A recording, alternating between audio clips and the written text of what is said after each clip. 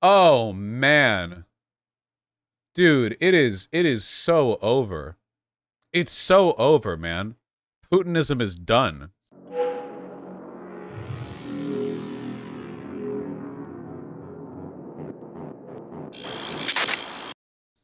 Putin said he tried but failed to oust Prigozhin after Wagner mutiny. Are you kidding me? Putin, the guy who has ruled Russia with an iron fist for like 2 decades, is admitting that he failed to deal with Prigozhin, a mercenary leader? Putin said he sought and failed to have Prigozhin replace as leader of the Wagner fighters in Ukraine after the mercenary chief rebuffed his proposal during a meeting at the Kremlin this month. Dude! Oh my god! Putin's version of events, which appeared in an interview with the Kommersant newspaper, was a surprise admission the Russian president was still negotiating a takeover of the Wagner mercenary group. Analysts have suggested the last month's short-lived Wagner rebellion exposed Putin's weakness, and inability to manage the conflicts among the various power players in the regime. On Friday, Belarusian state media broadcast footage it said showed that Wagner instructors had begun to arrive in Belarus as part of an exile deal reached with the Kremlin after the aborted mutiny. Columnists sought to negotiate terms the mercenary group's continued participation. No way! No way! Putin told the columnist that he met Prigozhin and 35 Wagner commanders at the Kremlin after the mutiny. This is after they tore up their roads and highways to prevent the armored column from making it into Kremlin, and sought to negotiate terms for the mercenary group's continued participation in Russia's war in Ukraine. Even after that, he still's like, okay, but can you guys please go? Can you guys please, can you please guys go back to the front? We really need you over there, guys, please. We need 8 more months, okay? We need 8 more months in Belgorod. We haven't spent enough time there. Cuckton, NTR tag. True. Why didn't they tag this news article? During the meeting, Putin said he offered Prigozhin the option to allow Wagner fighters to continue to serve in Ukraine under the leadership of their battlefield commander, Andrei Trokiev. All of them could gather in one place, continue to serve, saying to be led by the same person. The offer met with some support from the Wagner commanders, Putin said. A lot of them nodded their heads when I said this. But Prigozhin, who was sitting in front of them and didn't see the reaction, said, no, the guys won't agree with that decision. Oh my god! Putin just addressing a room of Wagner commanders. And he's like, could you go back without Prigozhin, the guy who said he was going to take over the government? And some of the guys in the back are like, yeah, okay. And Prigozhin at the front was like, nah, they won't do that. Holy shit. The Virgin Chad dynamic replacing itself, replicating through time and space. History doesn't repeat, but it does rhyme. And the rhyme is Virgin and Chad. This is so embarrassing. Legitimately, I genuinely feel like if this was Putin from 2 decades ago, he would have invited all these Wagner commanders and none of them would have left the Kremlin. I think they all just would have fallen out of a window. And he would have just had his yes men go all right, you're in charge of Wagner now. Good, go. Good luck. But now he's engaging with them. Putinism is done. I really mean this. It is not long before somebody replaces him. In the barbaric feudal hellscape that is Russia, there are would-be warlords and oligarchs far more willful than he is now. During the interview, Putin also said Wagner did not exist. What? Citing Russian legislation outlawing PMCs and putting its future in doubt. Well, technically, the mercenary group we've worked with for decades, you don't even exist because it's against the law. So how do you feel about that? He should have tried that one when Prigozhin was marching on the Kremlin. He should have my public proclamation is that this group doesn't exist. Go home. I think that would have worked. I think he should have tried that. Dara Masikot, who specializes in Russian military strategy, said Putin's version of events signaled he could outlaw Wagner at any moment while seeking to drive a wedge between Prigozhin and his fighters. Weak. I don't think this makes him look as strong as he thinks it does, said Mascot, who described the supposed meeting as theater after the failed rebellion. This is messy. Abbas Galyamov said that this showed Putin was willing to normalize the relationship with Prigozhin. Dude. It's oh, right. Did I go over these on stream?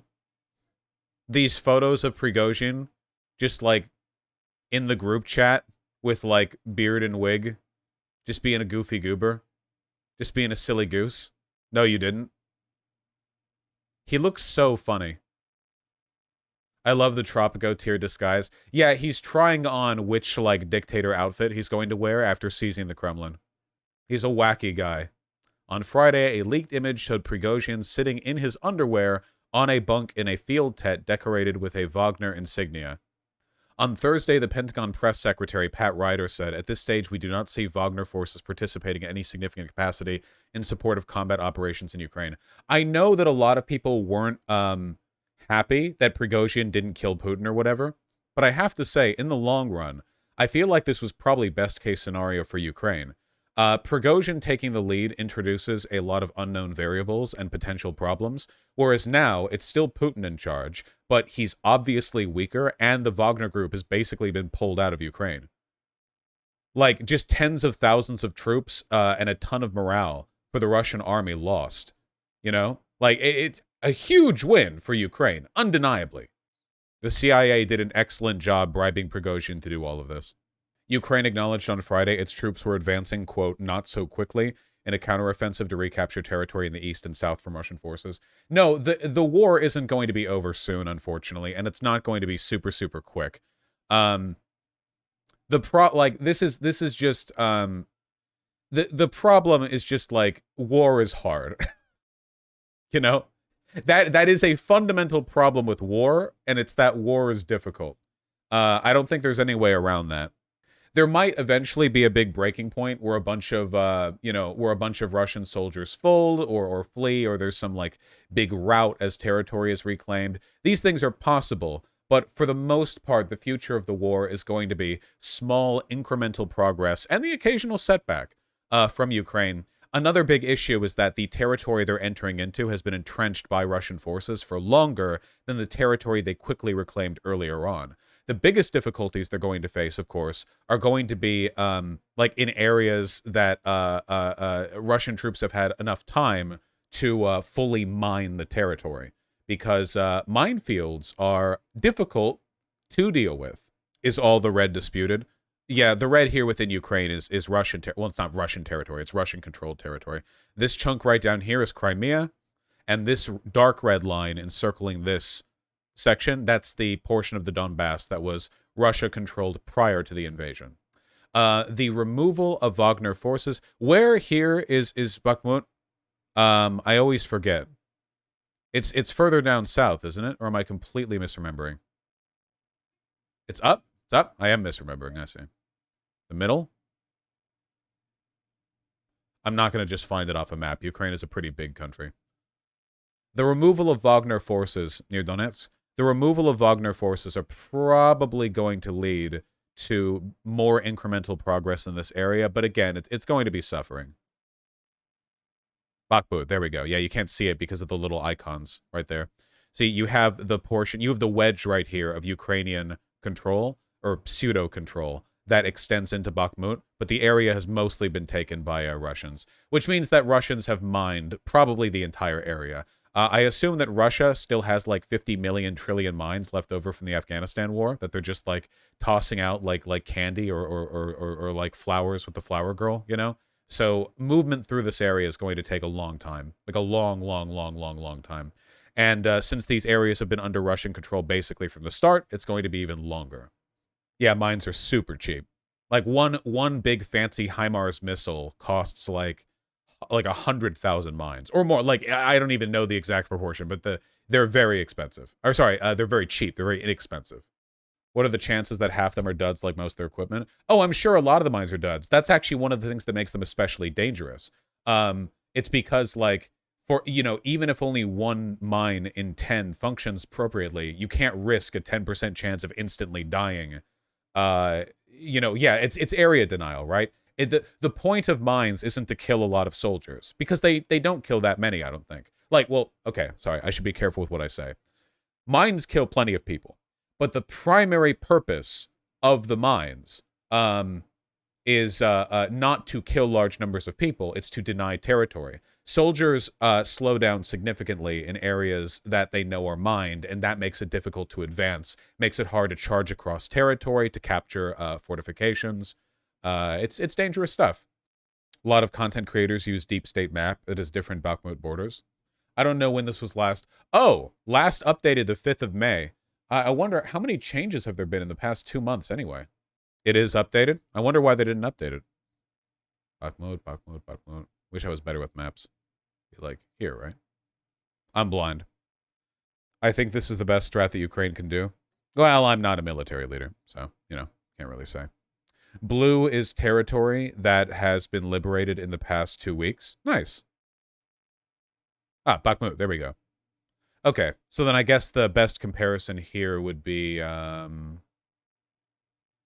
if we take a look